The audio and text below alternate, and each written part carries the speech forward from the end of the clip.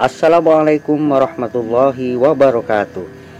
Jumpa kembali bersama Sang Hyang Cipta Rasa yang akan mempersembahkan kisah-kisah mistis menarik untuk menghibur teman-teman semua dimanapun berada.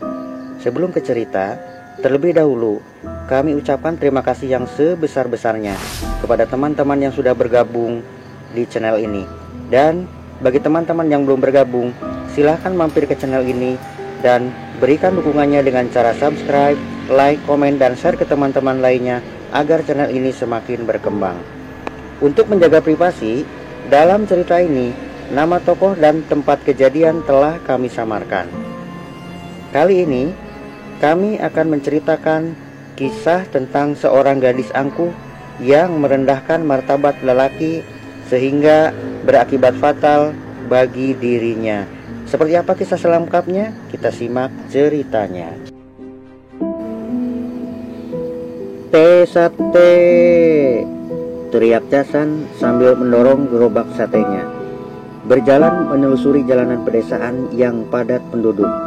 Di tahun 1980-an, jalan desa itu menjadi salah satu akses menuju pusat kota di Jawa Timur dengan mayoritas warganya bersuku Madura. Casan, pemuda berusia 25 tahun itu meneruskan usaha ayahnya berjualan sate keliling. Dikarenakan ayahnya telah meninggal dunia beberapa waktu yang lalu. Ia tak memiliki saudara kandung. Kehidupannya dilalui bersama ibunya dan sekaligus ia menjadi tulang punggung keluarganya saat itu. Ia pergi berjualan sekira jam 4 sore dan pulang pada tengah malam. Ditelusurinya jalanan satu ke jalanan yang lainnya dengan tanpa rasa lelah, dengan harapan dagangannya laris hari itu. Sesekali ia berhenti ketika seseorang memanggil untuk membeli satenya. "Cak, satu kodi ya?" Terdengar suara ibu-ibu memesan satenya. Perlu teman-teman ketahui, kata cak di Jawa Timur adalah panggilan untuk laki-laki dewasa. Mungkin setara dengan kalimat mas. Satu kodi berarti 20 tusuk sate, atau bahasa sekarang adalah 2 porsi. Aroma khas daging bakar tercium sampai beberapa meter, mengundang selera siapa saja yang melewati tempat itu. Setelah membayar, ibu itu pun pergi. Angin dingin berhembus ketika Casan berniat untuk beristirahat sejenak sambil menghangatkan badan dengan setangkir kopi di warung Yu Ijah langganannya. "Yuk, kopinya satu ya," pesan Casan. "Monggo, Cak," kata Yu Ijah menjawab. Baru saja Casan hendak meneguk kopinya, datanglah seorang gadis cantik membeli sesuatu ke warung Yu Ijah. Casan mengurungkan niat meneguk kopinya. Diliriknya gadis itu dengan seksama sambil melamun. "Itu Nadia, anak juragan kaya loh," kata Yu Ijah membuyarkan lamunan Casan. Saking asiknya memandang gadis itu, sampai-sampai lupa akan secangkir kopinya yang sudah mulai dingin. Bahkan ia pun tak menyadari kalau gadis itu telah pergi meninggalkan warung Yu Ijah. Sepekan berlalu. Tanpa sengaja, ketika Casan belanja di pasar, berpapasan dengan gadis itu. Gadis itu lewat begitu saja tanpa ekspresi sedikit pun ke Casan. Malam harinya, kembali Casan mampir ke warung Yu Ijah. "Waduh, Cak, jangankan sampean toh. Lawang orang kaya melamar ditolak mentah-mentah, apalagi sampean?" Yu Ijah menjawab pertanyaan Casan. "Dia tuh sombong, Cak," Yu Ijah menambahkan. Dini hari, selepas berjualan keliling, Casan merebahkan tubuh di kamarnya yang sempit dan mencoba memejamkan matanya. Namun, sekian lama mencoba, matanya tak mau terpejam. Pikirannya malah menerawang membayangkan si gadis cantik itu. Ketika itu, tamu undangan telah memenuhi ruangan. Sanak saudara dari jauh pun tampak berkerumun bergembira menyemarakan suasana pesta pernikahan Casan dan Nadia. Tak dapat dibayangkan bagaimana sukacitanya Casan dapat mempersunting Nadia yang kini duduk di sampingnya. Senyum sumringah nampak di raut wajah keduanya. Suara dinding gamelan terdengar dari para pemain ketoprak, menambah suasana semakin meriah. Tangan Cak San perlahan menarik tangan Nadia yang duduk di sampingnya, dan suara ketukan membangunkan dia dari mimpinya. "Nak, bangun, udah siang." Cak San terpelanjat kaget. "Iya mak, sebentar," sambil mengucek-ngucek matanya. Setelah nyawanya terkumpul, Cak San beranjak bangun, lalu menuju kamar mandi untuk membersihkan badannya. Malam harinya, ketika Cak San mampir di warung Yu Ijah, seorang remaja menghampiri gerobak satenya. Cak San segera mendekat dan menanyakan. "Satu porsi, Cak," ujar remaja itu dengan logat kotanya. Sambil mengipasi bara api, Cak San memperhatikan wajah si remaja tadi. "Sepertinya mirip siapa ya?" gumam Cak San dalam hati. Sembari mengingat-ingat wajah seseorang dalam benaknya, sesaat kemudian Cak San tersenyum. "Loh, kok 2 porsi, Cak?" tanya remaja itu. "Yang satu tolong berikan Mbak Nadia. Sampaikan salam dari Cak San," ujarnya, sambil menyerahkan bungkusan satenya. Setelah remaja itu berlalu, kembali Cak San duduk di bangku warung Yu Ijah. Sambil ngobrol ngalor ngidul, sesekali ia menghisap rokok di tangannya. Tiba-tiba, pluk, sebuah bungkusan menerpa belakang kepalanya. Belum sempat menoleh, cipratan ludah mendarat di wajahnya. "Laki-laki tak tahu diri," bentak Nadia lantang. Nadia terus mengomel dengan kata-kata yang sangat merendahkan Cak San. Cak San menyeka ludah di wajahnya. Darah laki-lakinya mendidih seketika. Yu Ijah pun tak bisa berbuat apa-apa. Setelah gadis itu pergi, segera Yu Ijah menenangkan dan membesarkan hati Cak San. Setelah membasuh wajahnya, Cak San segera mendorong gerobak satenya, lalu pergi meninggalkan warung Yu Ijah yang terus memperhatikannya dari jauh. "Kok sudah pulang, Nak?"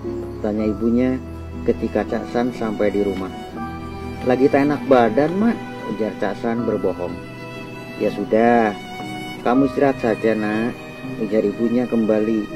Setelah membereskan gerobak, ia pun membersihkan badan, lalu masuk ke kamarnya. Di kamar, Cak San masih memikirkan kejadian tadi. Otaknya dipenuhi kebencian yang teramat sangat, mengingat perlakuan Nadia kepadanya. Ternyata niat baiknya tak seindah harapannya. Kepalanya semakin pusing. Hati Cak San bergejolak. Galau, kalut, bimbang, bercampur aduk bersatu dengan dendam yang tiba-tiba muncul dalam benak Cak San. Menit demi menit berlalu.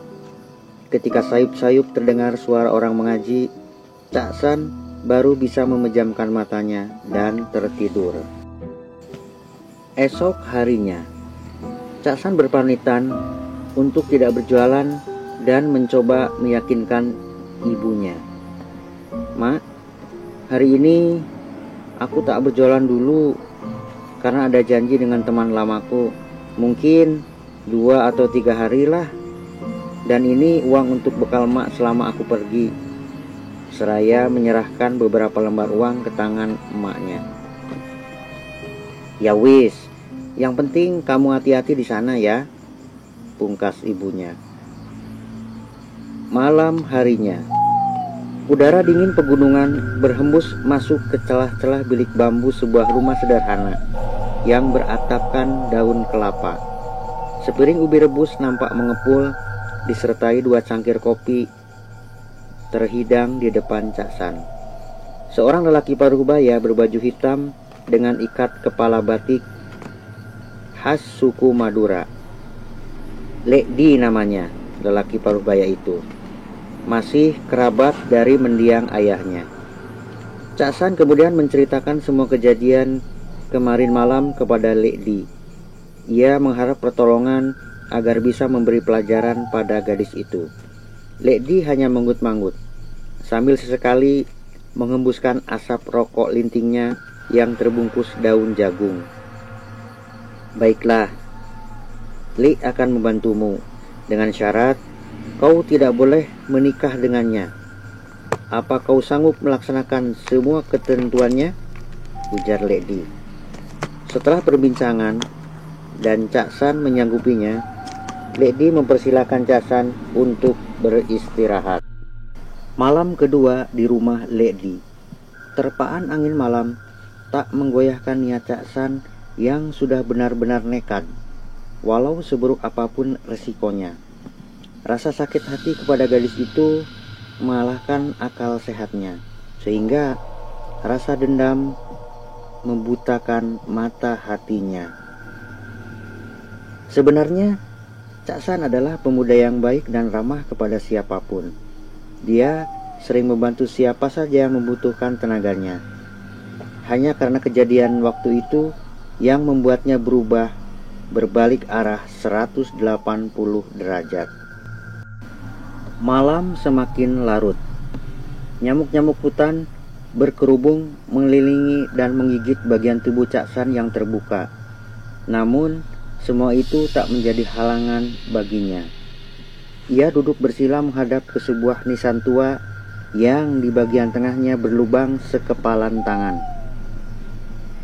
Sesekali ia menabur bubuk kemenyan pada bara api kecil yang teronggok pada sebuah tembikar kecil. Asap putih mengepul, dan sepertinya asap itu terlihat masuk ke dalam lubang itu. Cak San segera merapal mantra-mantra yang diajarkan Lady, sambil tangan kanannya menggenggam erat gulungan kecil kain putih. Angannya membayangkan sesosok wajah yang sangat ia benci. Beberapa saat berlalu dan hembusan angin menerpa tengkuknya, sangat dingin, disertai suara napas berat. Sebuah tangan yang hanya tulang belulang mengusap kepalanya. Bulu kuduk Cak San merinding. Namun ia tetap tak bergeming dari duduknya, seakan kakinya terpaku ke tanah.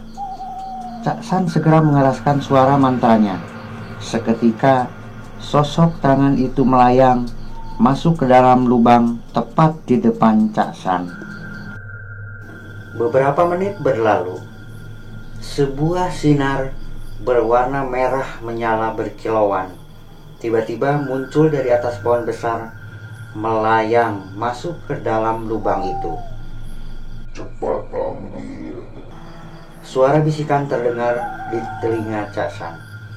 Ia segera memuguk dan merogoh lubang besar di depannya. Tiba-tiba sebuah kekuatan dari lubang kubur itu menarik erat tangan Cak San hingga wajahnya terjerembab sampai menyentuh tanah. Saking kerasnya benturan hingga membuat kepalanya pusing dan semuanya menjadi gelap. Ia pun tak sadarkan diri. Entah berapa lama ia pingsan, sampai tetesan air menyadarkan dirinya. Perlahan ia membuka matanya. Terlihat Lady duduk lalu tersenyum kepadanya. Kemudian ia meminumkan air putih ke Cak San. Beberapa teguk air putih itu mampu memulihkan tenaganya. Lalu ia mencoba duduk. Ia baru menyadari jika tangan kirinya masih menggenggam gulungan kain putih itu, dan tangan kanannya yang masih penuh tanah menggenggam sebuah botol kecil yang di dalamnya berisi cairan hitam kental. Lady kemudian meraih kedua benda itu dari tangan Cak San. Lalu perlahan Lady membuka gulungan kain itu dan sebuah tulisan terpampang di sana, Nadia. Setelah itu botol kecil dibuka dari tutupnya, lalu dioles-oleskannya ke tulisan itu sambil komat kamit membaca sesuatu. Keanehan pun terjadi. Kain putih itu menggulung dengan sendirinya tanpa sebab. Lady segera mengambil gulungan kain itu, lalu memasukkannya ke dalam sebuah botol dan menutupnya rapat-rapat. "Kau boleh pulang sekarang, Chong," kata Lady. Kata Chong adalah sebutan untuk anak laki-laki yang diucapkan orang yang lebih tua kepada yang lebih muda. Cak San mengucapkan terima kasih dan mencium tangannya. Cak San pun pamit undur diri. Setelah kepulangan dari rumah Lady, Cak San memutuskan untuk berjualan di tempat yang jauh dari tempatnya semula, di rumah Nadia. 3 hari setelah kejadian itu, badan Nadia demam, mulutnya meracau tak menentu. Ibunya lalu membawanya ke dokter. Sang dokter hanya memberikan obat penenang dan menyuruhnya untuk rawat jalan. Kondisi Nadia semakin memburuk. Beberapa kali ke dokter tak mampu menyembuhkan Nadia. Kali ini Nadia sering mengamuk dan membentak-bentak siapa saja yang berada dalam rumah itu, sehingga membuat panik seisi rumah. Pernah suatu malam Nadia berteriak-teriak ingin makan sate. Adiknya pun bergegas membelikan dan menyerahkannya pada Nadia. Namun apa yang terjadi? Ketika bungkusan sate itu dibuka, Nadia malah meremasnya lalu melempar bungkusan sate itu ke arah adiknya. Sontak saja adiknya lari menjauh. Nah, orang tua Nadia adalah orang yang tidak pernah mempercayai hal-hal mistis. Mereka hanya meyakini kalau Nadia frustasi karena belum mendapatkan jodohnya. Di warung Yuija. "Loh, kok Cak San tidak jualan sudah lama? Kemana ya?" gumamnya. Belum sampai sepemakanan sirih, ia bergumam. Terlihat Nadia berjalan tergesa-gesa, lalu berdiri di pinggir jalan, tempat di mana Cak San sering memarkirkan gerobaknya ketika mampir ke warung Yuija. Yuija hanya terdiam memperhatikan karena takut terjadi hal-hal yang tak diinginkan olehnya. Apalagi belakangan ini Yuija sering mendengar tentang Nadia dari para tetangganya. Dan hal yang sama sering Nadia lakukan sampai bertahun-tahun lamanya. Kembali ke Cak San. 10 tahun berlalu. Cak San kini telah hidup bahagia bersama seorang istri dan 2 buah hatinya, dan masih tetap tinggal bersama ibunya. Nah teman-teman, sampai di sini ceritanya. Semoga dapat menghibur kalian dimanapun berada.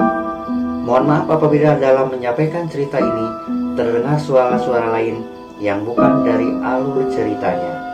Dan mohon maaf juga apabila ada salah-salah kata. Sampai jumpa di cerita selanjutnya.